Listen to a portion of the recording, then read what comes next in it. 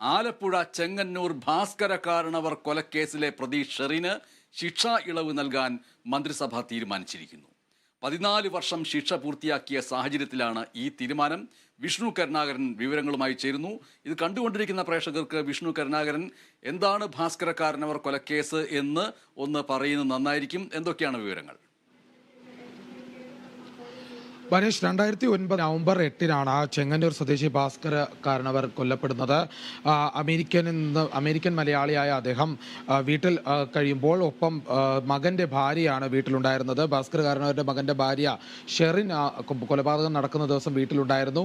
എന്നാൽ ഈ കൊലപാതകത്തിൽ പങ്കില്ല എന്ന് തന്നെയാണ് ഷെറിൻ പറഞ്ഞിരിക്കുന്നത്. ഷെറിൻ്റെ കാമുകനും ഷെറിനും ഒന്നിച്ചു ചേർന്ന് കൊലപാതകം നടത്തി എന്നാണ് കോടതിയിൽ തെളിയുന്നത്. അതിനുശേഷം ശിക്ഷ വിധിക്കുകയായിരുന്നു. ജീവപര്യന്തം ശിക്ഷ അനുഭവിക്കാനായിരുന്നു വിധി. ഇതിനുശേഷം ഈ ശിക്ഷാവിധി ഇളവ് നൽകണമെന്നാവശ്യപ്പെട്ട് സുപ്രീം കോടതി വരെയും കേസ് പോയിരുന്നു.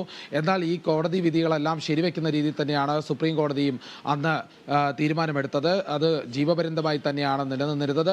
ഇപ്പോൾ ശിക്ഷ 14 വർഷം പൂർത്തിയായതിനെ തുടർന്നാണ് ഈ മന്ത്രിസഭാ യോഗത്തിൽ തീരുമാനമായത് ഈ ശിക്ഷ ഇളവ് നൽകണമെന്ന്. ഏതായാലും ജീവപര്യന്തന് തടവ് ശിക്ഷ വിധിക്കപ്പെട്ട ഷെറിന് ശിക്ഷ ഇളവ് നൽകിക്കൊണ്ടുള്ള ഉത്തരവാണ് ഇപ്പോൾ പുറത്തു വരുന്നത്. 14 വർഷം ശിക്ഷ അനുഭവിച്ചതിന് ശേഷമാണ് ഇത്തരത്തിലൊരു തീരുമാനത്തിലേക്ക് കടക്കുന്നത്.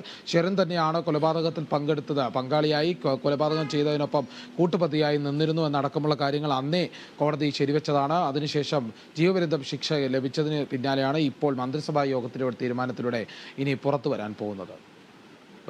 ശരി, വിഷ്ണു കരുണാകരനാണ് വിവരങ്ങൾ പങ്കുവച്ചത്. ആലപ്പുഴ ചെങ്ങന്നൂർ ഭാസ്കര കാരണവർ കൊലക്കേസ് പ്രതി ഷെറിന് ശിക്ഷാ ഇളവ് നൽകാൻ മന്ത്രിസഭ തീരുമാനിച്ചിരിക്കുന്നു. 14 വർഷം ശിക്ഷ പൂർത്തിയായ സാഹചര്യത്തിലാണ് ഈ തീരുമാനം. ഇനി ഷെറിൻ പുറത്തേക്ക് ഇറങ്ങുന്നു, നമ്മുടെ പൊതുസമൂഹത്തിൽ ജീവിക്കാൻ പോകുന്നു.